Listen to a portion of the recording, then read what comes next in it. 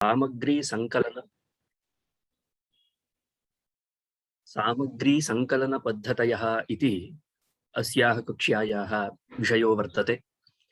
सामग्रीणां संकलनं, सामग्री संकलनस्य पद्धतयः, सामग्री संकलन पद्धतयः इति विषयस्य विग्रहः एवं अस्माभिः कर्तुं शक्यते।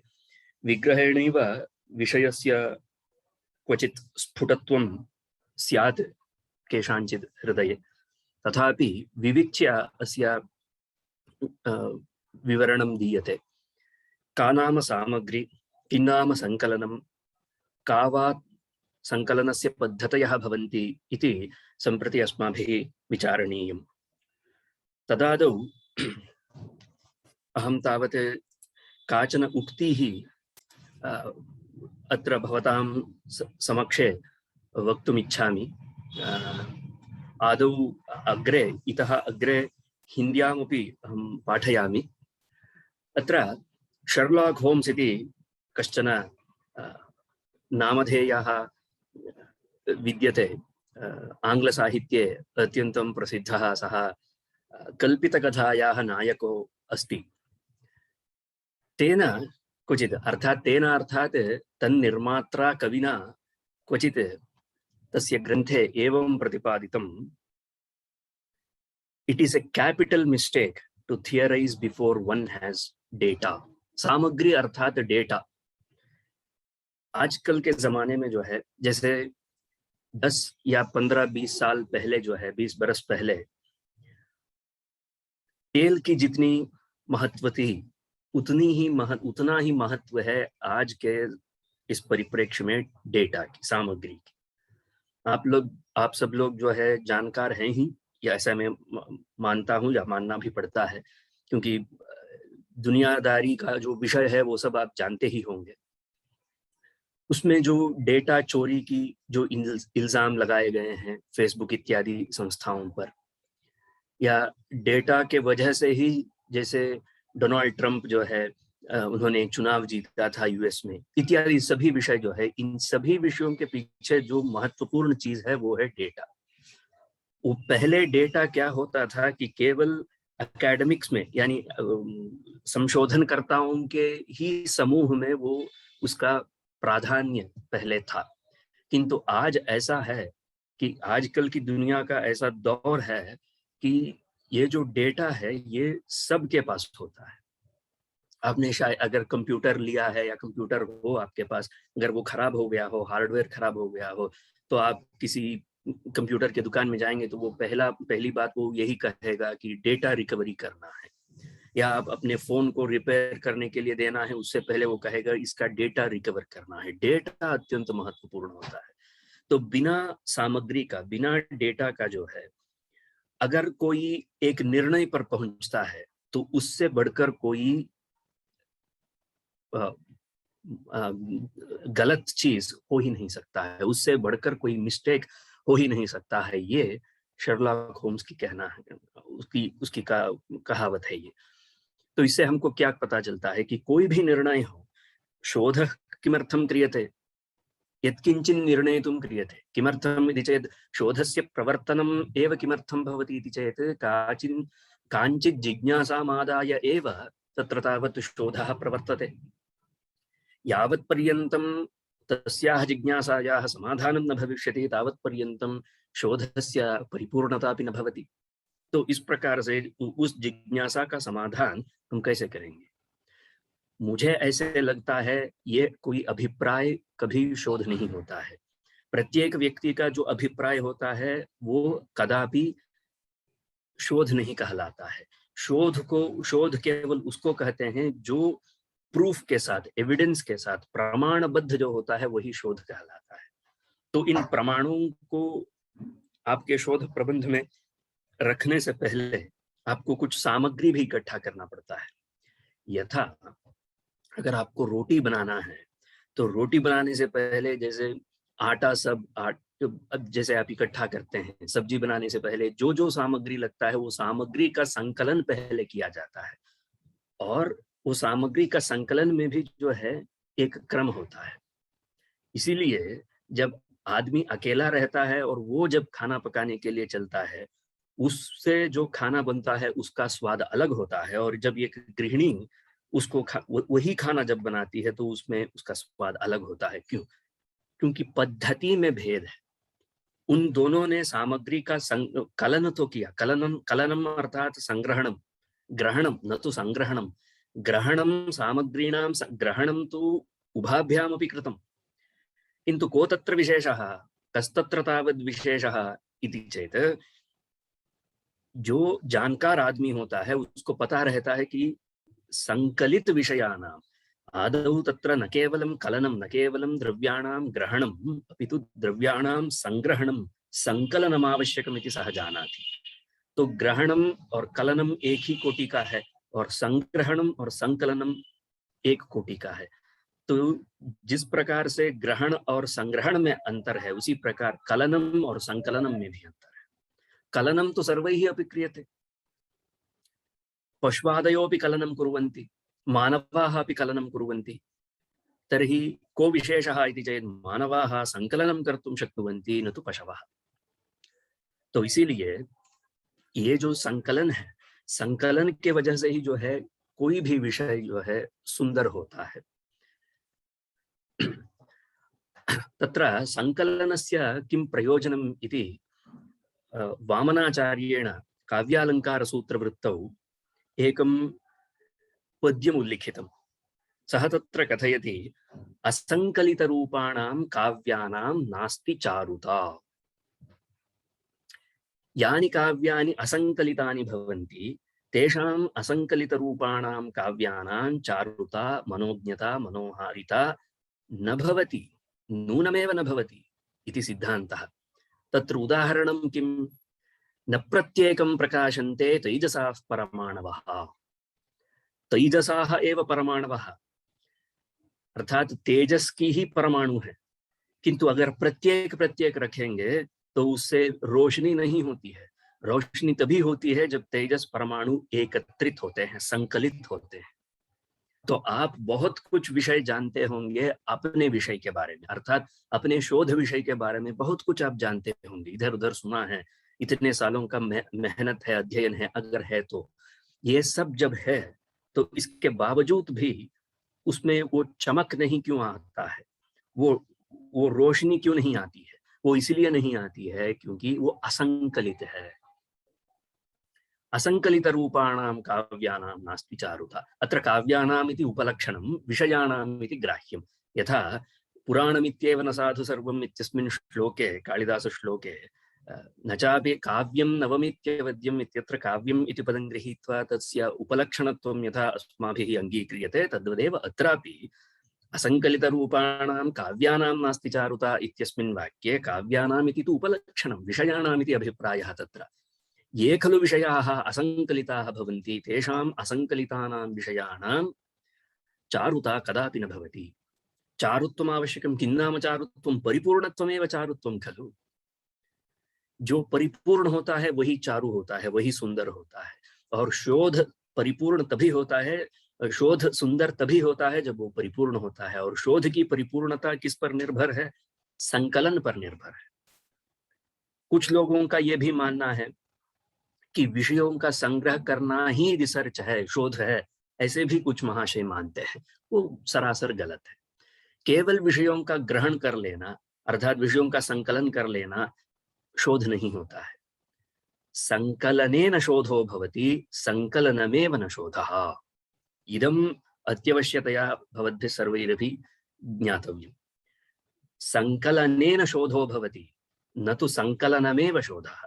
विषयाणां संकलनं तु यः कोऽपि करोति, किन्तु संकलितानां विषयाणाम् अथवा संकलितानां सामग्रीणां साहाय्येन शोधः कथं क्रियते इति तु शोधार्थिनः शोधार्थित्वं ज्ञायते, इत्यनेनैव शोधार्थिनः शोधार्थित्वं ज्ञायते।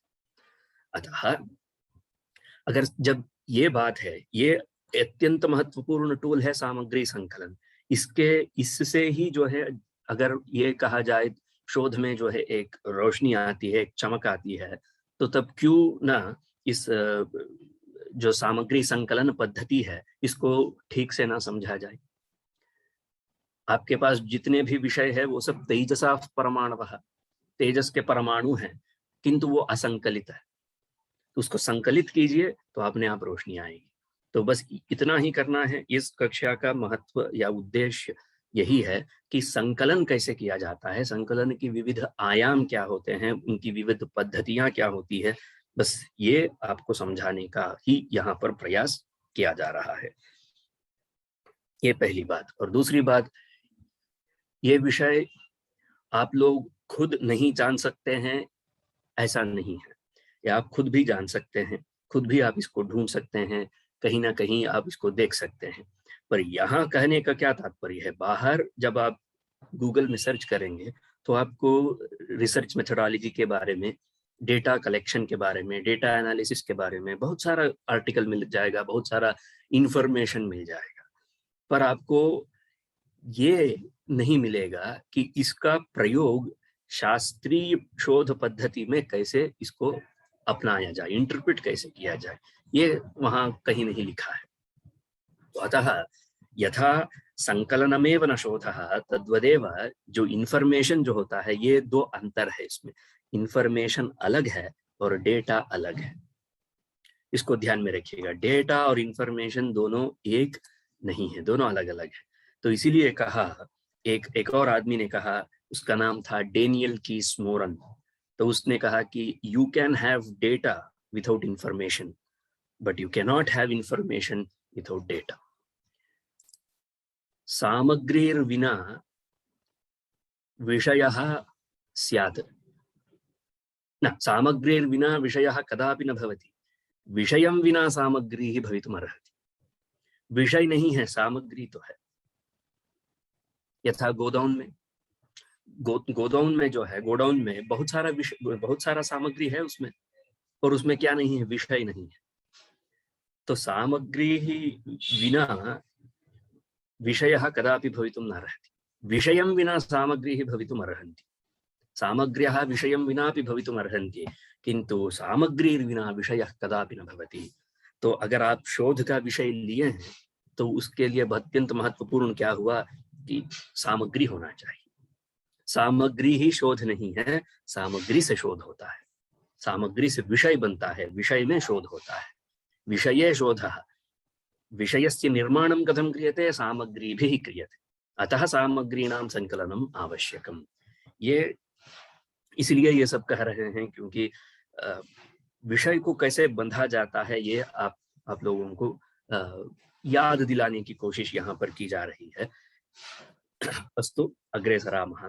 तो ये जो संकलन का विषय है, सामग्रीणां संकलनं यद् भवति, तत्र सामग्रीणामपि अनेकविधत्वं विद्यते। बहुत प्रकार है सामग्रियों का। मैं कुछ नाम आपको बताऊंगा, वो सब तैयार था, वो चला गया है, तो इसलिए इसी से वो, अगर पीपीटी रहता तो आप आसानी से जो है समझ सकते थे, कोई बात नहीं। अब क्योंकि अभी डिलीट हो गया है तो कुछ कर नहीं सकते हैं। ऐसे ही जो है आप एक काम कर सकते हैं, मैं यहाँ पर लिख देता हूँ, तो आप जो है उसको लिख लीजिए। कितने प्रकार के सामग्री होते हैं, सामग्रीणां वैविध्यं कथम इति आदौ ज्ञातव्यम्। सामग्री किन किन प्रकार से, उसको किन किन प्रभेदों से हम सामग्री को देख सकते हैं। तो सबसे महत्वपूर्ण जो प्रभेद है, जो हर एक शोध में प्रयोग किया जाता है, हर एक प्रकार के शोध में जिसका प्रयोग किया जाता है, वो है क्वालिटेटिव डेटा और क्वांटिटेटिव डेटा। ये अत्यंत महत्वपूर्ण दो प्रकार होते हैं डेटा का, सामग्री का दो प्रकार, अत्यंत प्रमुख प्रकार होते हैं। एक है क्वालिटेटिव और दूसरा है क्वांटिटेटिव। शास्त्री महोदयाः, यदि स्क्रीन शेयर कर्तुं अवकाशः दीयते तर्हि अहम् अत्रैव टैप करिष्यामि, लिखामि, तर्हि ते स्वीकर्तुं शक्नुवन्ति। एवमेव।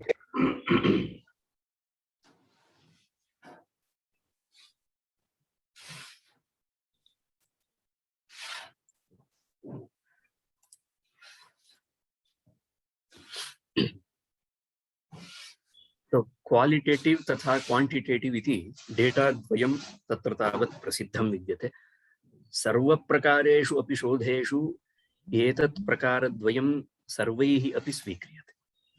वो चाहे गणित का शोध हो, विज्ञान का शोध हो, या लिटरेचर का शोध हो, ह्यूमैनिटीज का शोध हो, सर्वत्र क्वालिटेटिव डेटा और क्वांटिटेटिव डेटा दोनों का प्रयोग होता है। इन दोनों का अंतर क्या है, दोनों का स्वरूप क्या है, ये मैं बताता हूँ। क्वांटिटेटिव डेटा उसको कहते हैं, इदानीं यावत् तत्र शक्यते खलु इदानीं भवान् को होस्ट अस्ति न मया तु अत्र host disabled participant screen sharing इति आयाति। पश्यतु। इदानीं सम्यक् ज्ञायते। अब आप लोग जो है इसको देख सकते हैं प्रायः। अब देखिए, इसमें दो प्रकार का डेटा जो मैं बता रहा था, वो उसमें पहला है क्वांटिटेटिव और दूसरा है क्वालिटेटिव। तो क्वांटिटेटिव में क्या होता है, प्रायेण अंकों का यहाँ पर महत्व होता है, विषय से ज्यादा अंकों का महत्व होता है। जैसे कोई सर्वे आपने किया है, या कोई ग्राफ आपने बनाया है, या कोई फार्मूला आपने इस्तेमाल किया है, तो ये क्वांटिटेटिव डेटा जो होता है वो प्रायेण मैथमेटिक्स में, स्टैटिस्टिक्स में और गणित इत्यादि में प्रयोग होता है। आप लोगों को लग रहा होगा कि ये सब हमको जान के क्या होगा। अपने भारतीय पद्धति में भी, शास्त्रीय पद्धति में भी ज्योतिष, व्याकरण इत्यादिषु शास्त्रेषु क्वांटिटेटिव डेटा अत्यन्तम् आवश्यकं भवति। कति सूत्राणि सन्ति, कतिवारं सूत्रेषु प्रत्येकस्य पदस्य प्रयोगः कृतः इति यदि भवद्भिः डेटा कलेक्ट कर्तव्यं तर्हि क्वांटिटेटिव द्वारा एव कर्तुं शक्यते, न तु क्वालिटेटिव द्वारा। अथवा तादृशः यो डेटा भवति, उस प्रकार का जो डेटा आप संग्रह करेंगे उसको क्वांटिटेटिव डेटा कहेंगे। क्वांटिटेटिव डेटा अगर आपके पास है तो उसका एनालिसिस करने का, उसको प्रयोग करने का, उससे आप शोध करने का तरीका अलग होता है। क्वालिटेटिव डेटा अगर आपके पास होता है तो उससे जो कोई राजन झा है, कोई सवाल है क्या? हाथ खड़ा किया है, अंत में सवाल ले सकते हैं, कोई दिक्कत नहीं। और क्वालिटेटिव डेटा अगर आपके पास है तो उससे जो आप शोध करेंगे उसका तरीका अलग होता है। और इस डेटा को संग्रह करने में भी बहुत सारी प्रकार होते हैं।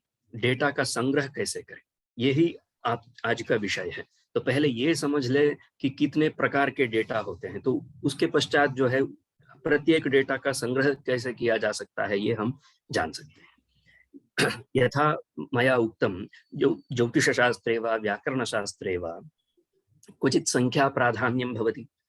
अतः तादृशेषु शास्त्रेषु क्वांटिटेटिव डेटा, या सामग्री संकलनं, यत् सामग्री संकलनं क्रियते तत् सामग्री संकलनं प्रायः क्वांटिटेटिव भवति।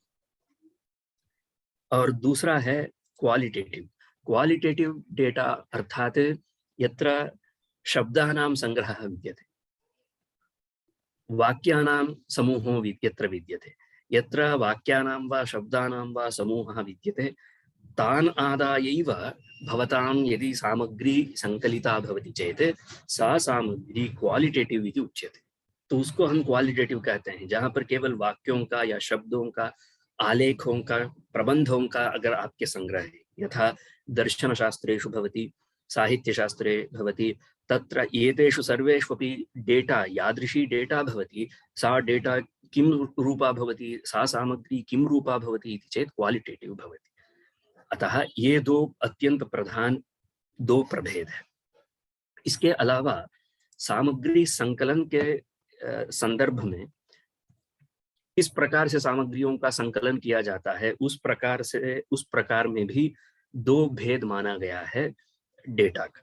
उसको ये भी बहुत महत्वपूर्ण है। और अभी जो मैं कहने जा रहा हूँ, ये दो शब्द भी हर एक क्षेत्र में, हर एक शोध के क्षेत्र में इसका प्रयोग किया जाता है। पहला होता है प्राइमरी डेटा, यहां मैं लिख रहा हूं प्राइमरी डेटा, और दूसरा है सेकेंडरी डेटा। तो अनयोः को व्यत्यासः। ये प्राइमरी डेटा और सेकेंडरी डेटा का डेटाओं में दोनों में अंतर क्या है? प्राइमरी सामग्री, प्राथमिकी सामग्री और संग्रहीता सामग्री इति आप कह सकते हैं। तो प्राइमरी सामग्री में यह होता है कि आपने स्वयं डेटा का निर्माण किया है, डेटा को इकट्ठा किया है, डेटा का निर्माण करते हुए आपने उस सामग्री को यहाँ पर लेकर आए हैं, तो उसको प्राइमरी डेटा कहते हैं। यथा आपका कोई विषय है, उस विषय से संबंधित आप 20वीं शताब्दी के या 21वीं शताब्दी के कुछ कवियों के ऊपर जो है आप काम कर रहे हैं, या कुछ शास्त्रज्ञों के ऊपर एक क्षेत्र में, यथा मिथिला क्षेत्रे 21वीं शताब्दे समुद्भूतानां शास्त्रकाराणां युक्ति कौशलम ऐसे करके कुछ आपका विषय है, ऐसा मान लीजिए। तो तब उनके युक्ति कौशल को पहचानने का सबसे बढ़िया तरीका क्या होता है? मैं बताता हूं कि सबसे प्रायः लोग क्या करते हैं कि ऐसे अत्यंत नवीनतम जब विषय लेते हैं तब इनके पास बहुत कुछ करने को मौका होता है, पर करते नहीं है। यदि आपने जिस विषय पर शोध करने के लिए उस विषय को आपने जो विषय चुना है, उस विषय का जो अभिभावक होता है या मूल स्रोत जो होता है, जैसे अभी मैंने कहा कि मिथिला क्षेत्रे 21वीं शताब्दे समुद्भूतानां शास्त्रकाराणां युक्ति कौशलम इति उदाहरण के तौर पर अगर ये विषय लिया जाए, तो इसमें 21वीं शताब्दी में जो जो शास्त्रकार हुए हैं मिथिला क्षेत्र में, जो जो पंडित हुए हैं, वो सब अभी जीवित होंगे, कम से कम 90% लोग तो जीवित होंगे। तो केवल उनका पुस्तक तो छपा है। प्रायः शोधार्थी क्या करते हैं, जो छपा हुआ पुस्तक है उस पुस्तक को ले आते हैं, उसी पुस्तक में से ढूंढ ढांड के खोज खाज के जो है उसको शोध प्रबंध लिख देते हैं। ये गलत है। जब आपको वो व्यक्ति, जिस व्यक्ति ने इस विषय का निर्माण किया है, वो व्यक्ति अगर आपके सामने प्रत्यक्षतः अगर उपस्थित है, वो जीवित है, तो उसके पास आप जाइए, उसका इंटरव्यू लीजिए। उनके इंटरव्यू के दौरान वो जो कुछ बात कहेंगे वो सब प्राइमरी डेटा में आ जाएगा। ये तो ही जितना वैल्यू प्राइमरी डेटा का होता है, उससे हमेशा कम वैल्यू होता है सेकेंडरी डेटा का। ये तो ही यथा नामना एव निर्दिश्यते सेकेंडरी। प्राइमरी अर्थात प्रधानमित्यर्थः, सेकेंडरी अर्थात गौणमित्यर्थः। गौणी सामग्री सेकेंडरी डेटा भवति, प्रधाना सामग्री प्राइमरी डेटा भवति। प्राइमरी डेटा या प्रधाना सामग्री या भवति, तस्याः संग्रहः भवद्भिः स्वयमेव कर्तुं शक्यते। यथा इदानीं मया उदाहृतं, तद्वदेव अन्येपि प्रकाराः सन्ति प्राइमरी डेटायाः, प्राइमरी प्रधानसामग्र्याः सङ्कलने। तत्तु अग्रे वयं विचारयामः। इदानीं सेकेंडरी डेटा इति यदुच्यते तस्य विवरणम् एवम् अस्ति, यद् अस्माभिः सर्वैरपि ज्ञातं विद्यते। कोई भी विषय है, तर्कसंग्रहस्य विशिष्टमध्ययनं, तुलनात्मकमध्ययनम् इत्यादि इत्यादि जो भी विषय लेते हैं, उन सब में जो ग्रंथ होते हैं, उस ग्रंथ को हम ले रहे हैं, वो ग्रंथ हमेशा सेकेंडरी डेटा होता है।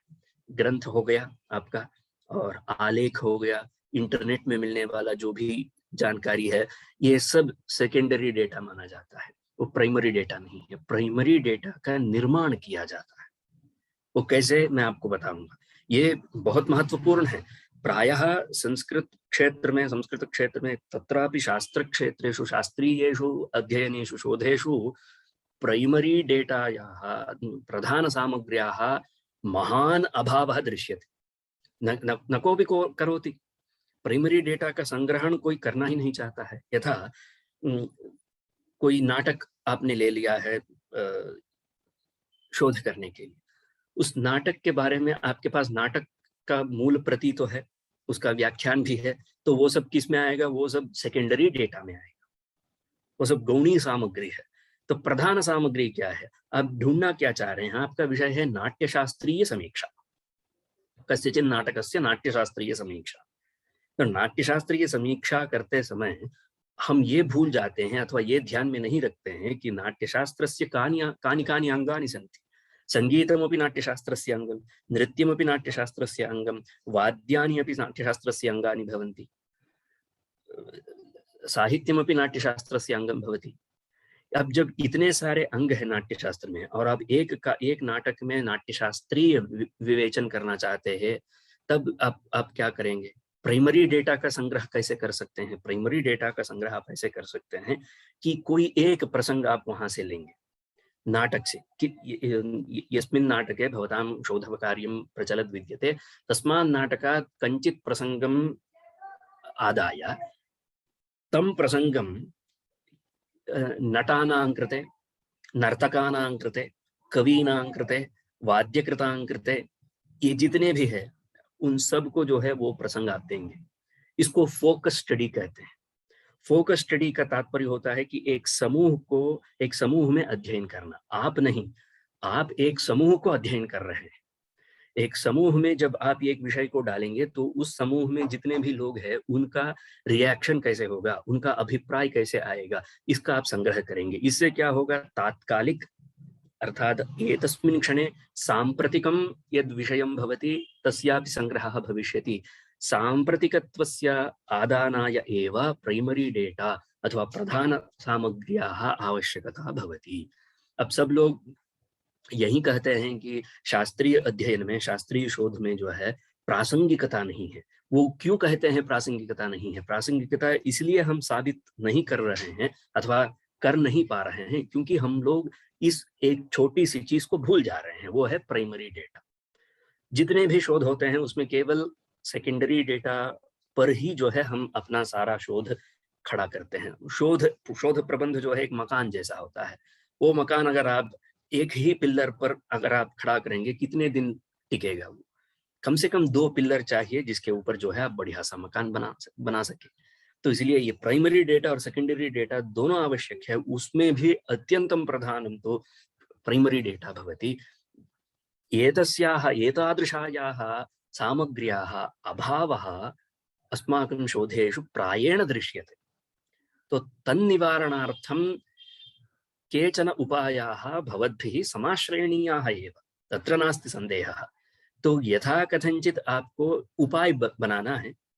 उपाय से जो है आपको प्राइमरी डेटा का संग्रह करना है। सेकेंडरी डेटा तो आपके पास बहुत होता है, बहुत ज्यादा से हद से ज्यादा होता है सेकेंडरी डेटा। एक ग्रंथ है, एक ग्रंथ का 10 व्याख्यान होगा, 10 व्याख्यान आप पढ़ेंगे तो वो सब सेकेंडरी डेटा है। तो लोग जब भी आते हैं और शोध प्रबंध के बारे में चर्चा करते हैं तो उनको लगता है कि इसके ऊपर जो है 3 व्याख्यान है। तो क्या हो गया? आपने जो प्राइमरी डेटा इकट्ठा करना था वो तो कर ही नहीं रहे हैं, आप केवल सेकेंडरी डेटा पर ही आपका फोकस है। तो इसको थोड़ा आपको दूर करना है, इस जो वहम है इसको दूर करना है।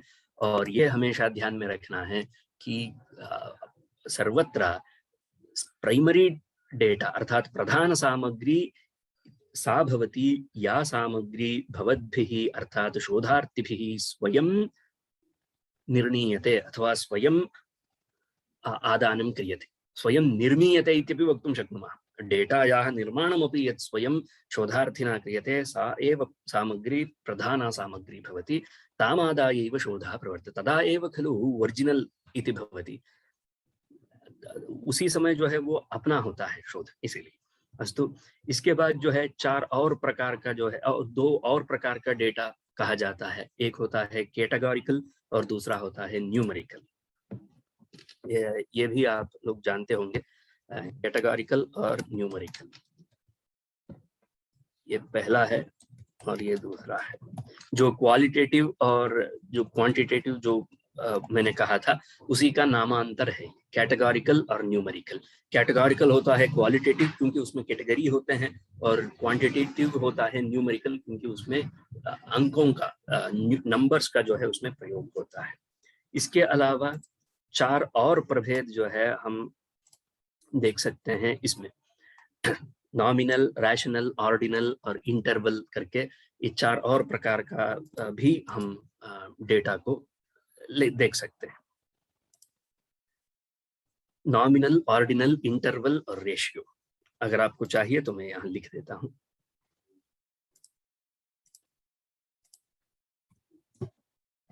ये 4 प्रकार के हैं, नॉमिनल, ऑर्डिनल, इंटरवल और रेशियो करके 4 और प्रकार के डेटा होते हैं। तो इतने सारे प्रभेद क्यों हमने बनाया है? और भी कई तरीके हैं, जैसे टाइम सीरीज है, क्रॉस सेक्शन है, पूल्ड है, ये सब अनेक प्रभेद होते हैं। ये भी 3 प्रकार का डेटा है, इसको भी आप लोग एक बार ध्यान देंगे तो आपको लाभ होगा। ये तीसरा है, टाइम सीरीज, क्रॉस सेक्शन और पूल्ड। पूल्ड डेटा उसको कहते हैं जहां पर आपने पहले से जो है एकत्रित किया गया है। जैसे कोई अगर धातुओं पर काम करना चाहता है तो धातुओं का संग्रह तो पहले से किया गया है, तो उसको पूल्ड डेटा कहते हैं। और टाइम सीरीज जो होता है वो जैसे ऐतिहासिक कोई आप काम करना चाहते हैं, यथा एकविंशति शताब्दे वा विंशति शताब्दे वा एकोनविंशति शताब्दे वा कवीनां शास्त्रकाराणां वैयाकरणानां दार्शनिकानां अध्ययनम, किस प्रकार का जो विषय होता है उस विषय में एक टाइम सीरीज होता है कि इतने साल से इतने साल तक इतना डेटा है। इस सब को एक एक साल के हिसाब से, मतलब ईयर के हिसाब से जब आप डेटा का संग्रह करते हैं तो उसको टाइम सीरीज डेटा कहते हैं। और क्रॉस सेक्शन डेटा वो होता है जहां पर आपको बहुत बार जो है इधर उधर घूमना पड़ता है, अर्थात आप है तो अभी प्रस्तुत संप्रति इस साल में है, इस साल में भी आपको डेटा आपको उपलब्ध हो रहा है, और इससे 10-20 साल पहले भी इसी विषय से संबंधित कोई डेटा आपको उपलब्ध हो रहा है। तो इन सब को जो है मिलाना जो होता है उसको क्रॉस सेक्शन डेटा कहते हैं। तो इस प्रकार से ये भी 3 है। तो चलिए, तो ये सब जो है सामग्रियों का वैविध्य हमने बता दिया। अब आगे है सामग्री का विषय, तो आपको पता चल गया। और दूसरा विषय है, दूसरा टॉपिक है संकलनम। सामग्री संकलन पद्धति में सामग्री हो गया, अब संकलनम। किन्नाम संकलनम? कल ज्ञाने कलगतौ संख्याने च इति कश्चन धातु। तीन जगह जो है कल धातु आता है, तो उसमें ये एक धातु है जिससे ये यहाँ पर कलन शब्द आया है। कलनम अर्थात संख्यानम, एकत्रित करना, उसको एक ठीक तरीके से उसको ले आना। तो यहाँ पर जो सम्यक कलनम संकलनम में जो सम उपसर्ग है, तो इस सम उपसर्ग से क्या अभिप्राय आता है? यही अभिप्राय आता है कि आभिमुख्य होना चाहिए। कस्याभिमुख्यम अपेक्षितम सामग्र्याः इति चेत् विषयाभिमुख्यम अपेक्षितम। मैं उदाहरण के तौर पे कहता हूँ कि आप कोई ग्रंथ लिए हैं, उस ग्रंथ पर जो है आप अपना शोध कर रहे हैं। आपका विषय क्या है ये आप भूल गए हैं। आपके विषय को भूलकर जो है, कभी कभी होता है डेटा संग्रह करने में भी कोई जो है बहुत मदमस्त हो जाता है, तब वो भूल जाते हैं कि किस विषय पर ये शोध कर रहे हैं, और उस विषय से ही संबद्ध होना चाहिए। अतः आभिमुख्यम सर्वथा आवश्यकम। कस्याभिमुख्यम? विषयाभिमुखम संकलनम भवेत् इति तात्पर्यम्। अयं प्रथमः नियमः, विषयाभिमुखं संकलनम्, ये प्रथमः नियमः। आभिमुख्यम् इति सम उपसर्गस्य अर्थः। अतः एव संकलनम् इति शब्दे यदिदं सम इति उपसर्गो विद्यते, तस्य उपसर्गस्य आभिमुख्यमिति एकः अर्थः। वस्तुतः तत्र 9 अर्थाः सन्ति सम इति उपसर्गस्य, ते सर्वेपि अत्र न अन्वयं प्राप्नुवन्ति, किन्तु 5 वा 6 वा अर्थाः तत्र अन्वयं प्राप्नुवन्ति। तान् अर्थान् आदायैव अत्र मया एवं व्याख्यानं क्रियते। अभिमुखं भवेत् संकलनं, कस्याभिमुखं भवेत्? विषयाभिमुखं भवेत्। अन्यत् किम् इति चेत् औचित्यमपि सम इति उपसर्गस्य अर्थः उचितं भवेत्, समुचितं भवेत्, अनुरूपं भवेत्। विषयानुरूपं संकलनं भवेत्, विषय अननुरूपं कदापि न भवेत्। विषय के अनुरूप होना चाहिए आपका संकलन। आप काम जिस विषय पर आप करना चाहते हैं उसी विषय को केंद्रित करते हुए आपका संकलन होना चाहिए। इसीलिए डेटा कलेक्ट करते समय ये सब ध्यान देना पड़ता है, और अगर ये सब ध्यान नहीं देते हैं तो वो रिसर्च नहीं कहलाता है, वो कदापि रिसर्च नहीं कहलाता है। अगर ये सब चीज़ों से अगर आप कभी आए ही नहीं, मतलब इन सब शब्दों को अगर आपने सुना ही नहीं, और इन सब शब्दों को सुनने के बाद भी अगर आप ऐसे शोध नहीं करना चाहते हैं, तो आप शोध ही नहीं कर रहे हैं, यही तात्पर्य होगा। क्योंकि जब आपकी तुलना केवल एक सीमित प्रदेश में नहीं होता है, शोध हमेशा विश्व स्तर में होता है। तो वैश्विकं शोधं भवेत्, शोधः सर्वदापि वैश्विकः भवेत्। वैश्विकः अर्थात पूरे दुनिया में उसका एप्लीकेशन होना चाहिए। आप जो शोध प्रबंध से जो विषय आप बाहर ला रहे हैं, चाहे वो क्वालिटेटिव हो या क्वांटिटेटिव हो। क्वांटिटेटिव में क्या होता है कि आपके पास एक हाइपोथेसिस है, एक कल्पना है, उस कल्पना को आप वहां परीक्षण कर रहे हैं। यथा शास्त्रेषु उद्देशलक्षणपरीक्षा इति कथ्यते, तथा उद्देशलक्षणपरीक्षात्मकं शोधं यद्भवति तत् क्वांटिटेटिव डेटा सामग्री यदा भवतां समीपे भवति तदा भवति। क्वालिटेटिव डेटा में क्या होता है, आप शोध करके एक नया थियरी आप उनके सामने ला रहे हैं, एक नया सिद्धांत या नया आइडिया, कुछ नयापन उसमें ले आ रहे हैं, ये क्वालिटेटिव डेटा में होता है। तो दोनों में आप विश्व के लिए कुछ ना कुछ योगदान दे सकते हैं। तो इस योगदान देते समय हमको ये ध्यान में रखना जरूरी होता है कि ये सब विषयों से हम उसको बहुत अच्छे से उसको शोध को बांधे। अगर ये सब चीज नहीं रहते हैं तो ये असंकलित होते हैं। तो इसीलिए वो वामन की जो पंक्ति है वो पहले ही मैंने बता दिया, असंकलित रूपाणाम काव्यानाम नास्ति चारुता, उसमें कोई सौंदर्य नहीं होता है, और जो असुंदर होता है वो बहुत दिनों तक टिकता नहीं है वो शोध। अगर आपका शोध चिरस्थायी होना है, यथा काव्य प्रकाश है, मम्मट का काव्य प्रकाश, वो भी एक प्रकार का मम्मट का शोध प्रबंध ही है। जितने भी शास्त्रकार है, उनका जितने भी लक्षण ग्रंथ है, प्रकरण ग्रंथ है, वो सब उन तत्त ग्रंथकारों का, तत्त शास्त्रकारों का वो क्या है, वो प्रबंध ही तो है, शोध प्रबंध ही है। तो उन्होंने कितना परिश्रम किया होगा, उसको विषय को एक समूह में अपने दिमाग में रखते हुए उसको किस प्रकार से उन्होंने प्रतिपादित किया है। तो उसी प्रकार से हम लोगों को भी करना है। उन सबों का जो विषय है वो तो हमारे पास है। विषयों के होने से ही शोध नहीं होता है, सामग्री के होने से ही शोध नहीं होता है। सामग्रियों को कैसे हम अरेंज करते हैं, उसमें से क्या ढूंढ के निकालते हैं, ये महत्वपूर्ण होता है। तो डेटा कलेक्शन एक चीज है और डेटा एनालिसिस दूसरा चीज है, और डेटा का इंटरप्रिटेशन अलग चीज है। तो तीनों अलग अलग है। तो चलिए आगे बढ़ते हैं। तो ये एक हो गया। तो इसी प्रकार उसमें प्रकृष्टत्व होना चाहिए। आप जो भी डेटा उठाते हैं, संग्रह करते हैं, संकलन करते हैं, वो प्रकृष्ट होना चाहिए, वो उत्कृष्ट गुणवत्ता का होना चाहिए, और शोभनम होना चाहिए। शोभनत्वम, प्रकृष्टत्वम और औचित्यम, आभिमुख्यम इति एते सर्वेपि अर्थाः तत्र भवेयुः, संकलने भवेयुः। यदा एतादृशं संकलनम् एकत्रीकृत्य संकलनं भवद्भिः क्रियते, तदा एव शोधस्य सौन्दर्यम् आयाति, तदा एव शोधस्य चारुता भवति इति आदौ तत्र अवगन्तव्यम्। अब हमको देखना है, एक मिनट इसको मैं क्लियर कर देता हूँ।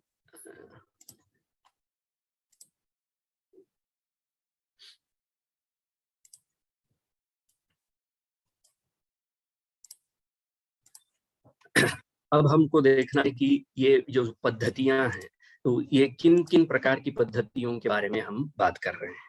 तो प्राइमरी डेटा को संग्रह करने की पद्धतियां क्या क्या होती है, ये मैंने पहले भी बताया। यही सबसे महत्वपूर्ण है, क्योंकि सेकेंडरी डेटा तो सबके पास होता है, उसके लिए कोई अत्यंत काठिन्य नहीं है। किंतु जो प्राइमरी डेटा है, उस प्राइमरी डेटा में ही जो है हमको ये सब देखना पड़ता है। चलिए, अच्छा, ये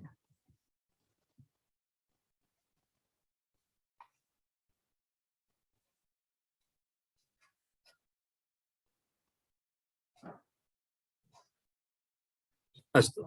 आदौ पहला होता है इंटरव्यू अथवा फोकस ग्रुप। तो इंटरव्यू और फोकस ग्रुप ये पहला तरीका होता है किसी भी शोध में प्राइमरी डेटा को इकट्ठा करने के लिए। अगर ग्रंथकार नहीं है तो क्या करें।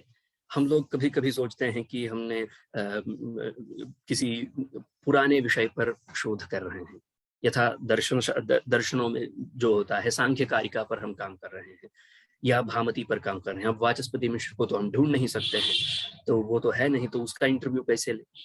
हम ये भूल जाते हैं कि जिन जिन आचार्यों से हम जाके इसके बारे में बात करते हैं या जिन गुरुजियों से हम पढ़ते हैं, इसी विषय पर जब आप एक शोध के लिए ही, इंटरव्यू के लिए ही उनके पास जाइए, उनसे 2-4 सवाल पूछिए इसी के बारे में और उसको रिकॉर्ड कीजिए। उसके बाद जो है उसको आप लिखिए। ये हो गया आपका प्राइमरी डेटा।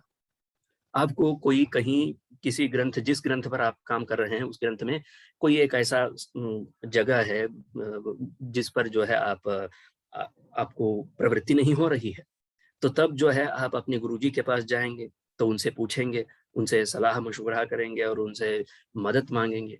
तो ये सब इसीलिए होता है क्योंकि हम उसको रिकॉर्ड नहीं करते। यही तो प्राइमरी डेटा बनता है। अगर उसको हम रिकॉर्ड कर ले और अगर हम उसको अपने शोध में सही तरीके से, केवल रिकॉर्ड करने से नहीं होगा, रिकॉर्ड करने के बाद उसको लिखना पड़ेगा। लिखते समय भी जो है उसको सही ढंग से लिखना होगा। वो जो विषय पर बोल रहे हैं वो सब लिखना होगा। वो यथावत भी नहीं लिखना होता है, उसका समरी लिखना होता है। तो ये सब जब हम करते हैं तो उसको इंटरव्यू या फोकस ग्रुप से जो है हम एक जो डेटा इकट्ठा कर सकते हैं उसको हम कहेंगे। ये पहला तरीका होता है इसको करने का। और दूसरा है ऑब्जर्वेशन। ऑब्जर्वेशन ये दूसरा तरीका है प्राइमरी डेटा को इकट्ठा करने का। ये प्रायः शास्त्र प्रपंचे कथं कर्तुं शक्यते इति बहूनां जिज्ञासा भवेत्।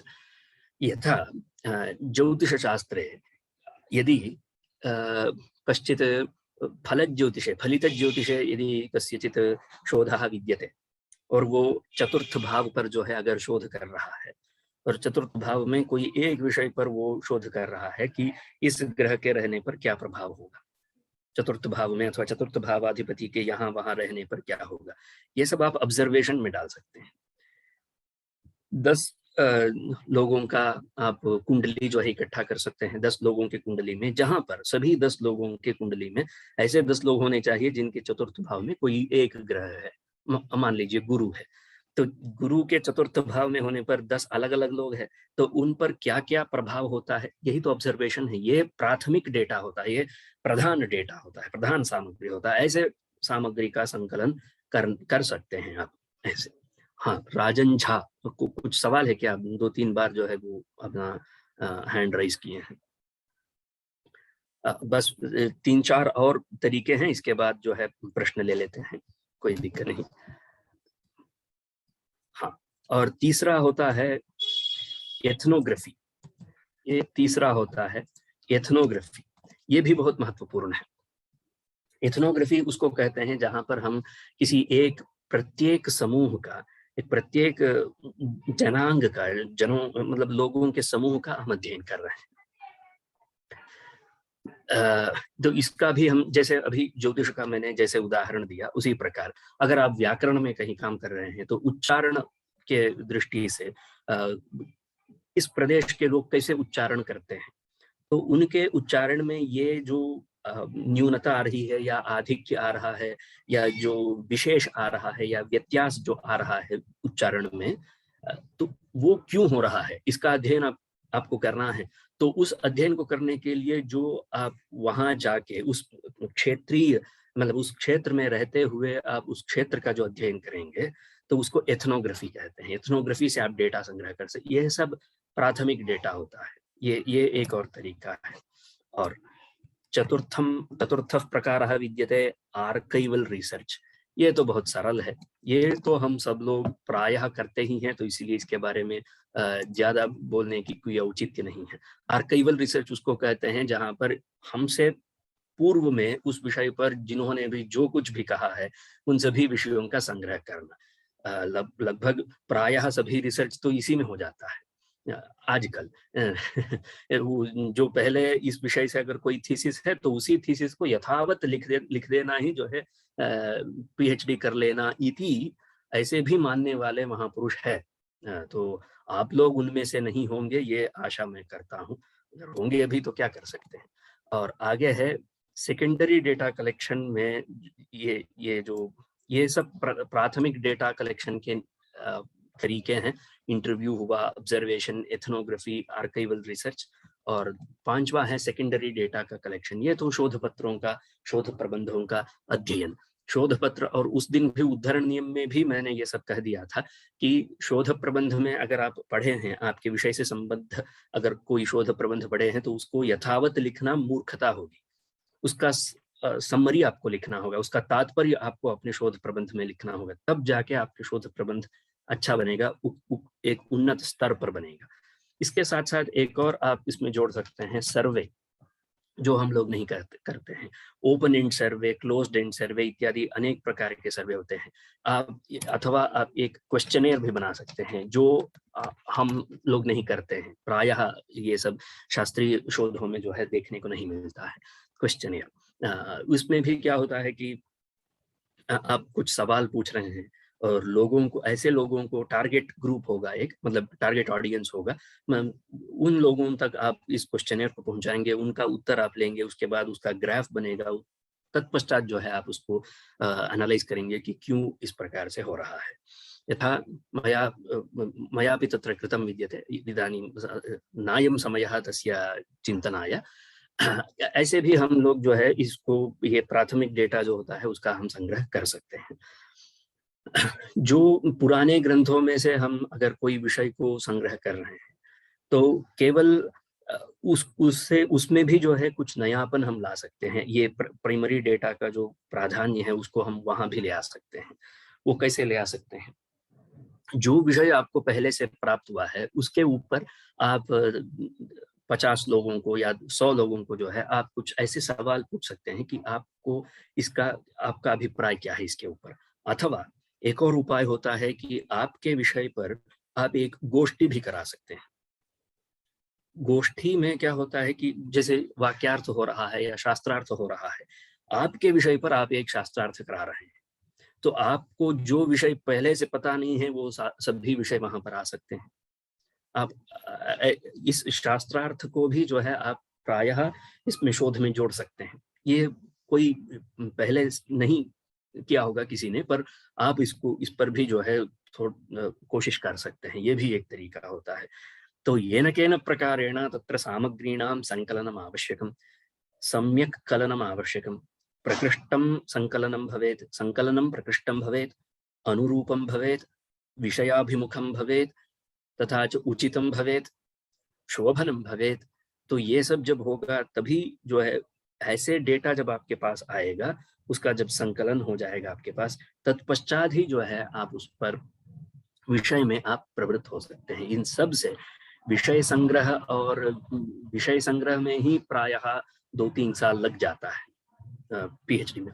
ये सब जो है जो सहज और सत्य, सही तरीके से जो शोध होता है उसके बारे में मैं कह रहा हूँ। अगर किसी को किसी से लिखवाना ही अगर शोध है, इस प्रकार की बुद्धि किसी में है, तो उसके लिए ये वाक्य नहीं है। तो अब वो सब, वो उनके लिए कहना ही क्या है, वो तो पहले से सब कुछ जानकार है, उनके लिए नहीं है। जो वास्तव में जो शोध करना चाहते हैं उनके लिए है कि डेटा कलेक्शन में ही बहुत सारा समय चला जाता है, क्योंकि डेटा ही सब कुछ होता है। अगर आपके पास सही ढंग का, सही प्रकार का सामग्री नहीं है तो आप कुछ बहुत अच्छा नहीं बना सकते हैं। कोई भी चीज अगर आपको अच्छा बनाना है, उसमें सौंदर्य लाना है, तो सामग्रीणाम आवश्यकं भवति। यथा सामग्रीणाम आवश्यकता तत्र विद्यते, तादृशी एव आवश्यकता सामग्रीणां संकलनेपि भवति। अर्थात सामग्री की जितना प्राधान्य है उतना ही प्राधान्य सामग्रियों का संकलन में भी है। तो अगर इस प्रकार से अभी जो भी हमने अभी तक चर्चा की है, इस प्रकार से अगर हम लोग सामग्रियों का संकलन नहीं करेंगे तो यथा कथनचित आपको अगर सामग्री मिल गई है तो उस सामग्री से चारुता तो नहीं आएगी, मनोहरता तो नहीं आएगी, वो वैश्विक स्तर का शोध नहीं होगा, वो चिरस्थायी शोध नहीं होगा। अगर शोध को चिरस्थायी बनाना है तो पहली बात तो यह है कि प्लेगरिज्म को छोड़ देना है भैया। किसी दूसरे से लिखवाना, किसी दूसरे के लिखे हुए को चोरी करना, वो अपना बना लेना, ये सब जो है ये अनएथिकल माना जाता है। रिसर्च की दुनिया में इसको अनएथिकल रिसर्च बोला जाता है। किसी दूसरे ने मेहनत किया है 5 साल 10 साल और उसका जो भी रिजल्ट आया है, उसने जो भी अपना वक्तव्य दिया है, अपना ऑब्जर्वेशन दिया है, वो कॉन्फिडेंस में जो है आपको कहीं कभी बोल दिया, कॉन्फिडेंस में अर्थात एकांत में कभी आपको बोल दिया, और आप उसका गलत फायदा उठाकर अगर उस वाक्य को अगर आप अपने शोध में डाल देंगे तो वो अनएथिकल प्रैक्टिस माना जाएगा। ये सब नहीं होना चाहिए। ये सब प्रायः ये जो सत्यनिष्ठा जो है, ये इसीलिए ये बाहर की दुनिया में जो है ये इन सब को एथिकल नियम बनाना पड़ता है, और भारत में ये सब नियम बनाने की अर्थात शास्त्रीय शोधों में इन सब को नियम बनाने की आवश्यकता इसलिए नहीं पड़ती थी क्योंकि ये सब शास्त्र, हम लोग शास्त्र पढ़ने वाले हैं, तो सत्यनिष्ठा, धर्म और किसी दूसरे को नुकसान न पहुंचाना, ये सब तो पहले से बचपन से जो है हम लोगों को सिखाया जाता है। तो इसलिए उस सबको जानते हुए विषय को क्यों बार बार कहना, इस वजह से जो है प्रायः उसको नहीं बताते थे। किंतु अब आज ऐसा माहौल बन गया है कि इन सब विषयों को, एथिक्स के बारे में जो है शास्त्रीय शोधार्थियों को भी जो है एथिक्स के बारे में बोलने की नौबत आ गई है। ये दुर्दशा है, पर फिर भी ये सब जानना आवश्यक है। और कभी भी डेटा संग्रह करते समय में भी जो है अनएथिकल प्रैक्टिस मत कीजिए, कभी भी नहीं कीजिए। और जब भी अगर आप कोई ग्रंथ पढ़ रहे हैं, उसी दिन मैं वो उद्धरण नियम के दौरान भी मैंने कहा था कि अगर आप कोई ग्रंथ पढ़ रहे हैं, आपको कोई इससे आपको लगा कि ये आपके शोध में ये सहायक होगा, तो उसको आप लिखेंगे तो उसका उल्लेख भी आप लिख लीजिए, ताकि वो आगे जाके आपको बहुत काम आएगा। इस प्रकार से विषय का संग्रह करना है। तो विषय संग्रह में यद्यपि बहुत समय चला जाता है, पर वो समय बहुत आवश्यक होता है और बहुत जरूरी होता है। इतना समय अगर आप नहीं देंगे विषय के संग्रह में, सामग्री संकलन में इतना समय अगर नहीं देंगे, तो विषय में वो चारुता नहीं आएगी। अतः विषय चारुतार्थम शोध चारुता सिद्ध्यर्थम सामग्रीणां संकलनम बहुभिः प्रकारैः कर्तुं शक्यते। तत्र केचन उपायाः मया नाम्ना उदाहरणत्वेन च निर्दिष्टाः इति इयं कक्ष्या मया अत्रैव समाप्यते। यदि केचन प्रश्नाः सन्ति चेत्, विषयसम्बद्धाः केचन प्रश्नाः सन्ति चेत् भवन्तः प्रष्टुं शक्नुवन्ति। हेमकांत झा जी, हाँ बोलिए। कहा वक्तुमिच्छति इदानीं? हेमकांत वा? Now you are Hemkant. Unmute करके बोलिए। नमो नमः महोदय। यत् भवान् उद्बोधितं यत् अभ्यर्थिनः यत् स्वयं निर्मीयते तत् एव प्राथमिक डाटा इति।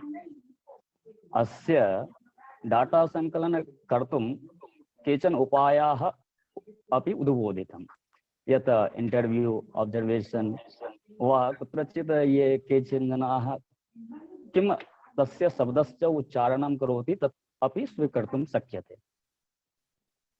एथनोग्राफी इति यदा एथनोग्राफी, आम् सत्यं। तत्र मम आशयः एवम् अस्ति यत् भवान् उक्तं सेकेंडरी डाटा ग्रन्थे इत्यादिकम् अस्ति, तेन केनचित् द्वारा लिखितमेव। तदा एव यदि वयम् अभ्यर्थिनः कुत्रचित् गत्वा ततः स्वीकरोमि, तत् प्राथमिक डाटा कथं, तदपि किमपि स्रोतमेव भवति। देखिए, जब यदा भवान् कुत्रचित् गत्वा कञ्चित् विषयं स्वयमेव स्वीकरोति, तदा तु सा सामग्री, या सामग्री भवता स्वयमेव आद्रियते, गृह्यते, संगृह्यते, सा सामग्री प्राथमिकी सामग्री भवति खलु। इयं तु गौणी सामग्री,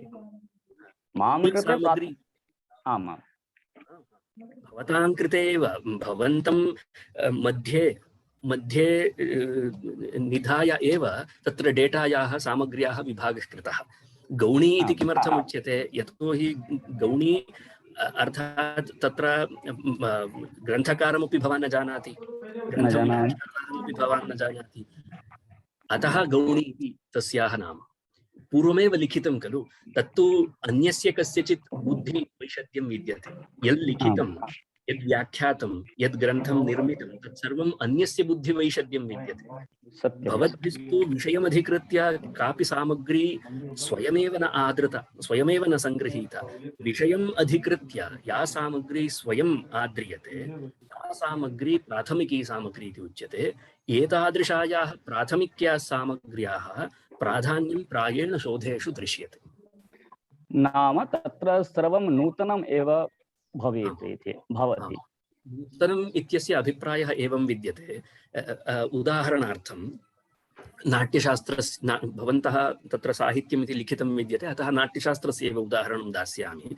नाट्यशास्त्रीय अध्ययनम् इति यदि केनचित् शोधः गृहीतश्चेत्, सङ्गृहीतश्चेत्, विषयः स्वीकृतश्चेत्, तत्र नूतनत्वं कथम् आदातुं शक्यते इति जिज्ञासा स्यात्। नूतनत्वम् एवं भवति यत् भवन्तः इदानीं तुलनात्मकम् अध्ययनं कर्तुं शक्नुवन्ति खलु।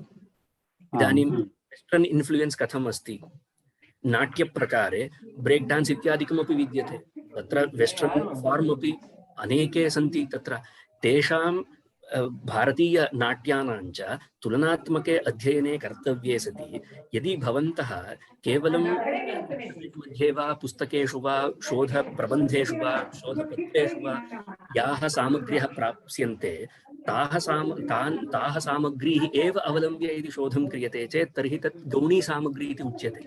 प्राथमिकी सामग्री कथं संगृहीतव्या अस्मिन् सन्दर्भे इति चेत् भवान् स्वयमेव नर्तकानां समीपे गच्छतु। ये खलु नर्तकाः सन्ति, प्रसिद्धाः नर्तकाः नटाः सन्ति, तेषां समीपं गत्वा तेभ्यः कञ्चित् विषयं नाटकात् वा यस्मात् विषयात् भवन्तः यस्मिन् विषये ज्ञातुम् इच्छन्ति तस्य विषयस्य कञ्चित् भागं तेभ्यः दत्वा अमुं नटन्तु, नाटयन्तु इति कथयन्तु, अमुं विषयम् अधिकृत्य नर्तनं कुर्वन्तु इति तान् कथयन्तु, तद् रेकार्ड् कुर्वन्तु, तत्र अब्जर्वेशन् कुर्वन्तु यत् कस्य किस फॉर्म में, अर्थात वेस्टर्न फॉर्म में या भारतीय फॉर्म में, किस फॉर्म में जो है यहाँ रसोद्बोधन हो रहा है सहृदयों का। फोकस्ड ग्रुप बनाइए, 20-30 सहृदयों को इकट्ठा कीजिए, फोकस्ड ग्रुप बनाइए, उनका अभिप्राय लीजिए, सर्वे बनाइए। बहुत तरीके होते हैं प्राथमिक डेटा को इकट्ठा करने का। जी जी, एवं धन्यवाद। हेमन्तस्य विषयः सम्पन्नः। अन्यः कश्चित् प्रष्टुम् इच्छति वा? सः हस्तं दर्शयेत्, तदा अहं म्यूट् करिष्यामि। मन्येऽहं न कोऽपि किमपि प्रष्टुम् इच्छति, अतः इयं कक्षा अत्रैव विरमति। सर्वेषां कृते धन्यवादाः। आचार्याः अत्र आगत्य बोधितवन्तः, तेभ्यः अपि महान्ताः धन्यवादाः वितीर्यन्ते। सर्वेभ्यः पुनरेकवारं धन्यवादाः। वयं सर्वेपि पुनः सोमवासरे मिलामः। एकः विषयः अस्ति, सर्वानपि बोधयितुम् इच्छामि। तत्र इसमें जो प्री पीएचडी कोर्स वर्क के सभी छात्र हैं, तो मुझे लगा कि आप लोगों को संस्कृत में समझने में और संस्कृत बोलने में समस्या है। सभी को तो नहीं, फिर भी ज्यादातर लोगों को संस्कृत समझने में, बोलने में समस्या है। तो हम चाहते हैं कि आप लोगों के लिए एक संस्कृत संभाषण शिविर चलाया जाए इसी ऑनलाइन माध्यम से।